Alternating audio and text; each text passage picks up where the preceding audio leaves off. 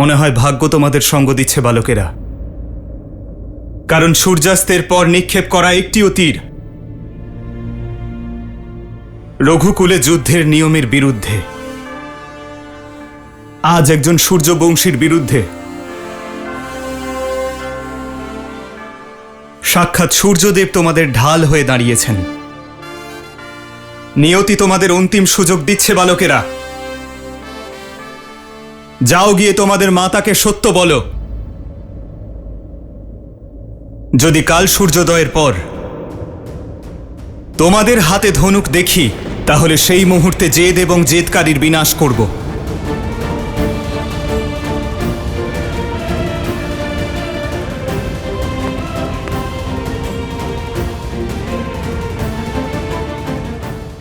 কাল ভোর হতেই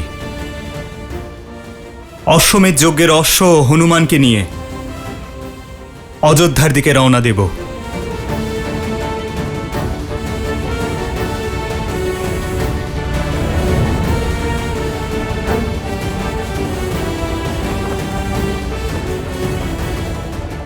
যাও, আর তোমাদের করা প্রতিটি ভুলের জন্য মাতার কাছে ক্ষমা চাও।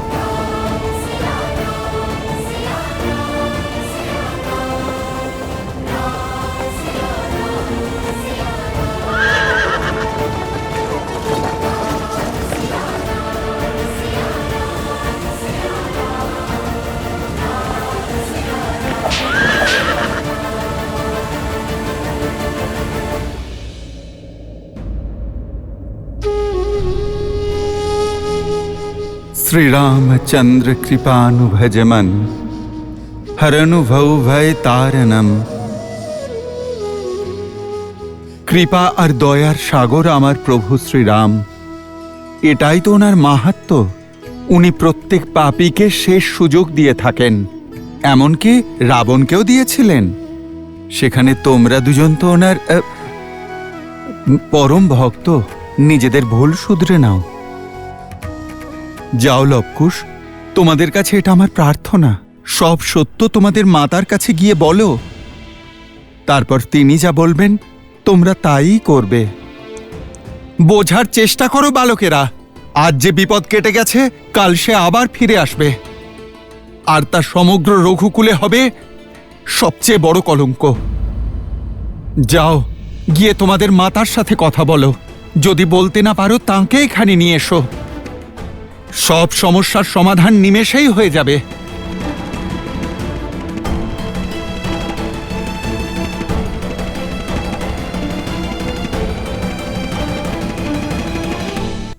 লবকুশের আহ্বানের মায়া থেকে বানাসুরকে রক্ষা করলেন, কিন্তু আপনি কোন মায়াজালে আবদ্ধ হলেন ভ্রাতা? কি সম্পর্ক আপনার ওই গান্ধর্বী চঞ্চলাক্ষীর সঙ্গে? আর সীতার পেছনে আপনি তাকে কেন দেখতে পাচ্ছেন? আমি তো কিছুই দেখতে পাচ্ছি না। এই ঘটনা একটা সংকেত শূর্পণখা। সেই অভিশাপের, ওই সীতা সেই অভিশাপকে পূরণ করার মাধ্যম নয় তো? যে অভিশাপ আমাকে গান্ধর্বী চঞ্চলাক্ষী দিয়েছিল। ধাঁধার মধ্যে রাখবেন না ভ্রাতা, আমাকে স্পষ্ট করে বলুন, এ কোন অভিশাপের কথা বলছেন আপনি?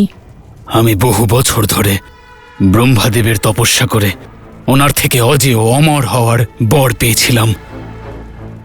এই আশীর্বাদ পেয়েছিলাম যে আমাকে কেবল স্ত্রী হত্যা করতে পারবে। আমি বুঝতে পেরেছিলাম যে এই বরদানে অবশ্যই কোনো ছলনা লুকিয়ে আছে। সেজন্যই আমি আরও একটি বর চেয়ে নিয়েছিলাম, যে আমার সহস্র মস্তক সহস্র গুণ কূটনীতি আর চালাকিতে পরিপূর্ণ থাকবে। তারপর আমি বহু রাজ্যে নিজের আধিপত্য বিস্তার করেছি, কিন্তু আমি দশানন রাবণের মতো দিগ্বিজয়ী হতে কখনোই চাইনি। অত্যধিক নয়, আমার অভিলাষ খুব সামান্য ছিল। তাই আমার অধীনস্থ কয়েকটি রাজ্যই ছিল।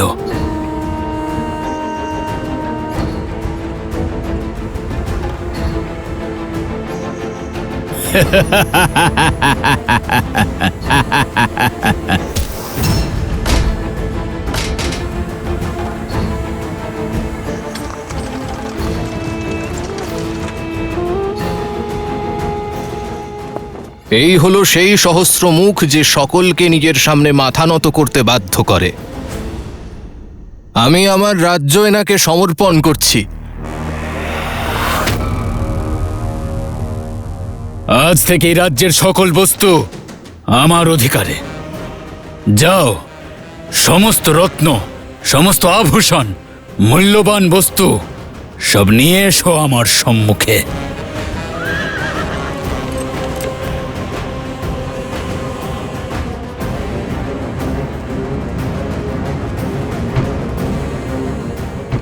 চলো সারথি।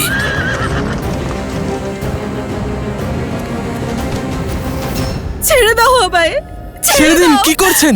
কোথায় নিয়ে যাচ্ছেন? সমস্ত মূল্যবান বস্তু নিয়ে সেই রাজ্য থেকে চলে যাওয়ার সময়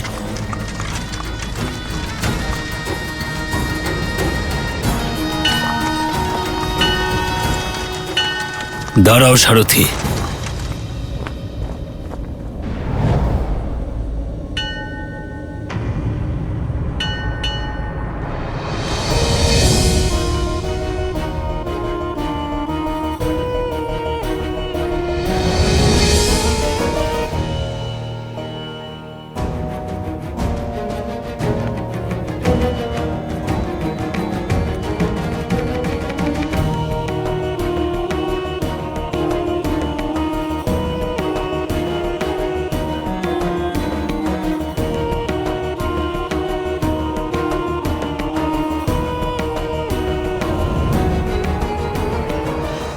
অদ্ভুত, অসাধারণ। এ তো সংসারের সেই সম্পত্তি, সেই ঐশ্বর্য যা আমার অধিকারে থাকা অতি আবশ্যক। ওকে না ভোগ করলে, ওকে না পেলে বর লাভ করে কি বা হবে?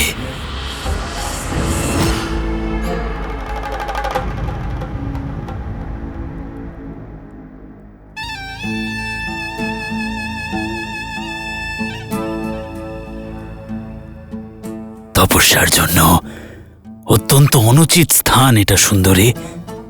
তোমার তপস্যা আর পূজা সফল হয়েছে, এসবের আর কোনো প্রয়োজন নেই। এখন এই লক্ষ্মী বা অন্য কোনো দেবতার পূজার প্রয়োজন নেই। এখন থেকে তুমি আমার।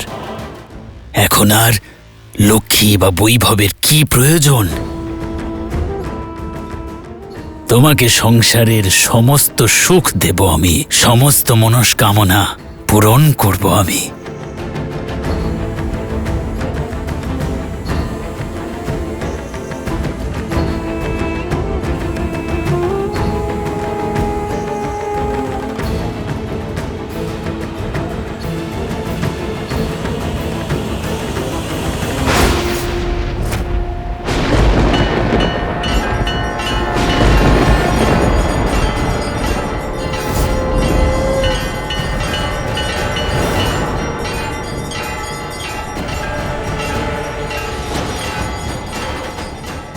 তোমার স্পর্শ আমায় অপবিত্র করেছে সহস্রমুখ। তোমার অপবিত্র মনের এই সংসারে কোনো স্থান নেই। যে শক্তি তোমায় অহংকারী করেছে, সেই অহংকার তোমার বিনাশ ঘটাবে।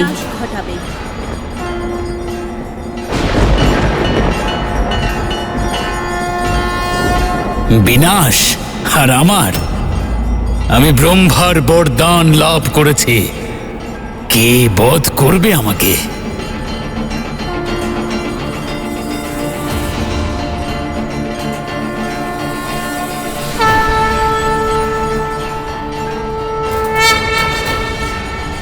আমি গান্ধর্বী চঞ্চলাক্ষী, যার পবিত্র তপস্যাকে তুমি অপবিত্র করেছো।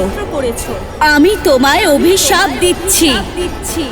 যদি আমার মায়ের প্রতি ভক্তি সত্য হয় তবে আমি সব পূর্ণ লাভ করব। আর যে মা লক্ষ্মীর তপস্যায় তুমি বিঘ্ন ঘটিয়েছো, একদিন ওনারই রূপ তোমার বিনাশ করবে সহস্রমুখ। ওনারই স্বরূপ তোমার সর্বনাশ করবে।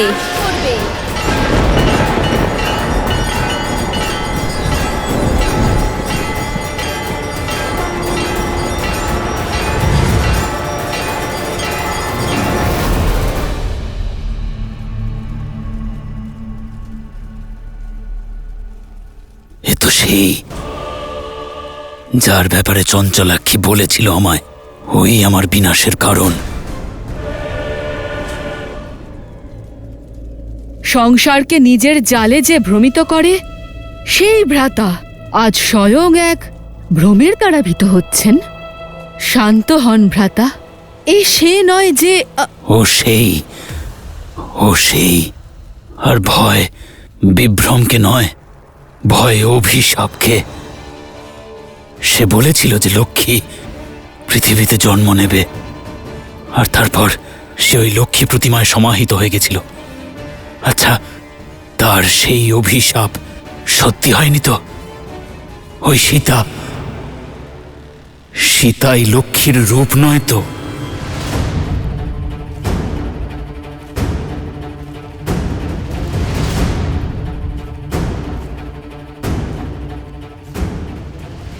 আমার পরিচয় জেনে কি লাভ? আমি পুরনো শত্রু তোমার। আমার পুরনো শত্রু? কে হতে পারে সে, যে আবার ফিরে এসেছে? কিন্তু আমার মৃত্যুতে কি লাভ হবে ওর? যাই হোক না কেন, এই বিষয়টা যত ছোট মনে হচ্ছে ততটা ছোট নয়।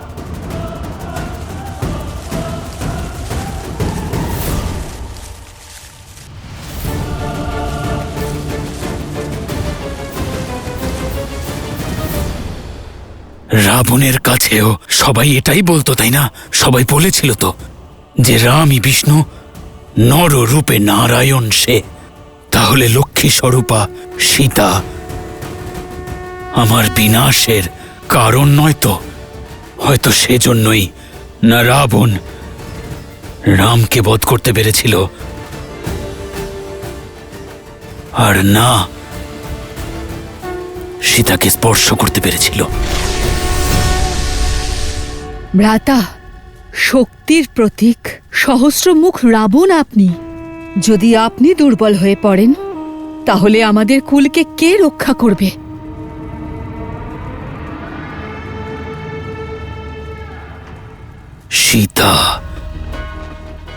সীতার জন্য সমগ্র রাক্ষসকুল নিঃশেষ হয়ে গেছিল। সর্বশক্তিশালী দশানন রাবণ সেও নিহত হয়েছে। আমি কোনো রকম আঘাত করব না। আমি কিছুতেই লক্ষ্মীর সম্মুখে যাব না। নারায়ণ, শ্রী লক্ষ্মী, বিষ্ণু এসব মিথ্যে ভ্রাতা।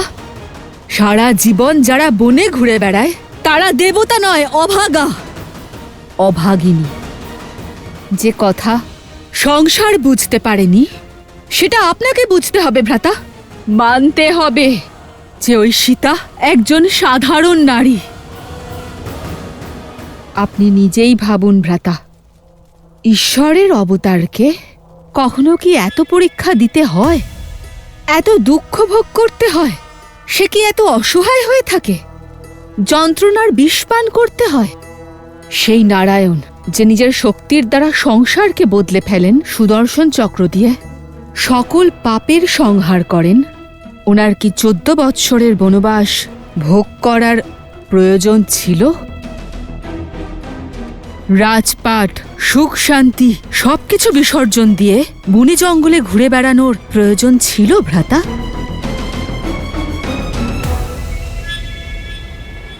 আর যাকে আপনি লক্ষ্মী মনে করছেন, যার ভয়ে আপনি ভীত হয়ে আছেন, সে সম্পূর্ণ 1 বৎসর আমার ভ্রাতার কাছে বন্দী হয়েছিল।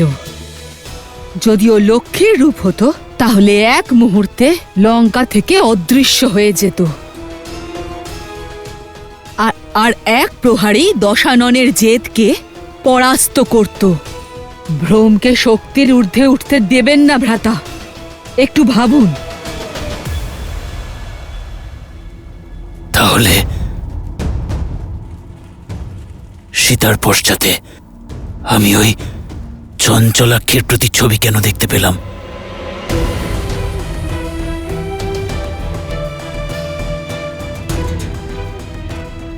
যখন মনে সন্দেহ থাকে, তখন অতীত আমাদের সামনে উপস্থিত হয়। এই সব কিছু নিয়তির খেলা ভ্রাতা, তাছাড়া আর কিচ্ছু নয়।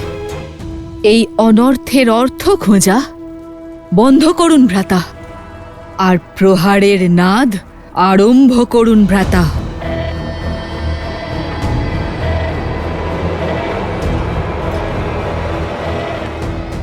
যদি বিশ্বাস হয়ে গিয়ে থাকে, তাহলে আমরা এগোই।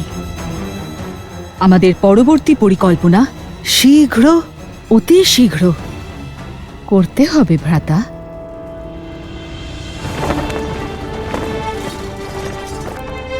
শ্রীরাম, জয় শ্রীরাম, জয় শ্রীরাম, জয় শ্রীরাম, জয় শ্রীরাম, জয় শ্রীরাম, জয় শ্রীরাম, জয় শ্রীরাম, জয় শ্রীরাম। আমি আপনাদের ভাব বুঝতে পারছি, কিন্তু প্রথমে আমার ভাই এবং মিত্রদের সঙ্গে দেখা করতে চাই। কোথায় তারা?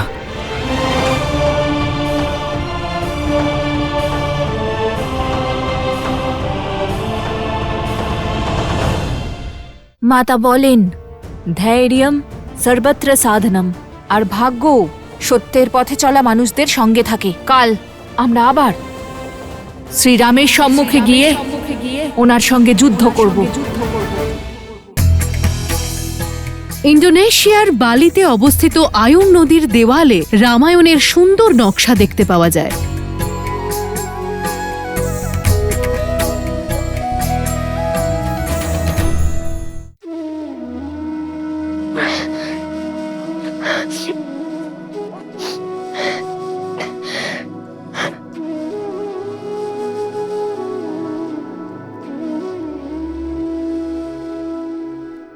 যদি কাল সূর্যোদয়ের পর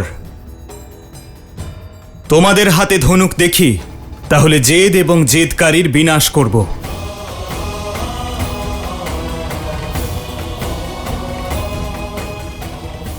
কাল ভোর হতেই অশ্বমেধ যজ্ঞের অশ্ব এবং হনুমানকে নিয়ে আমি অযোধ্যার জন্য রওনা দেব। দাদা, এবার কি হবে? রামায়ণ সম্পূর্ণ হবে কি করে? এখন তো আমরা হেরে গেছি শ্রীরামের কাছে। ওই অশ্ব তো আমাদের ফিরিয়ে দিতেই হবে। অশ্বমেধ যজ্ঞ সম্পূর্ণ হওয়ার অর্থ হলো আমাদের প্রতিজ্ঞা অসম্পূর্ণ থেকে যাওয়া। সেই প্রতিজ্ঞা, যে প্রতিজ্ঞা আমরা মাতা সীতা ও শ্রীরামকে এক করার জন্য করেছিলাম। যদি রাম সীতা এক না হয়, তাহলে রামরাজ্য তো অসম্পূর্ণ।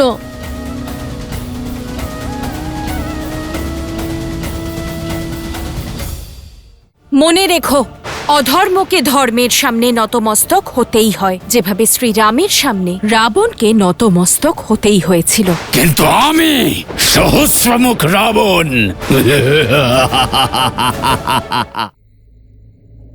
না কুশ, যুদ্ধ এখনো বাকি আছে, আর হার জিতের সিদ্ধান্ত। আর যা হয়েছে তা অকল্পনীয়, তা ইতিহাসের অংশ হয়ে গেছে। আমরা শ্রীরামের সম্মুখীন হয়েছি, ওনার শক্তি আর তেজকে আহ্বান জানিয়েছি। এটা জেনেও আমরা পিছিয়ে যাইনি যে আমাদের সম্মুখে রাবণের সংহারকর্তা শ্রীরাম দাঁড়িয়ে আছেন। তুমিই বলো, এমন বীর যোদ্ধা কি করে হারতে পারেন? আমরা অর্ধেক যুদ্ধ জিতে গেছি কুশ। আজ একবার ওনার প্রহার সঠিক হয়েছে। মনে রেখো, মাতা বলেন, ধৈর্যম সর্বত্র সাধনম। ভাগ্য সত্যের পথে চলা মানুষদের সঙ্গে থাকে। কালকে আমরা আবার শ্রীরামের সম্মুখে গিয়ে ওনার সঙ্গে যুদ্ধ করব।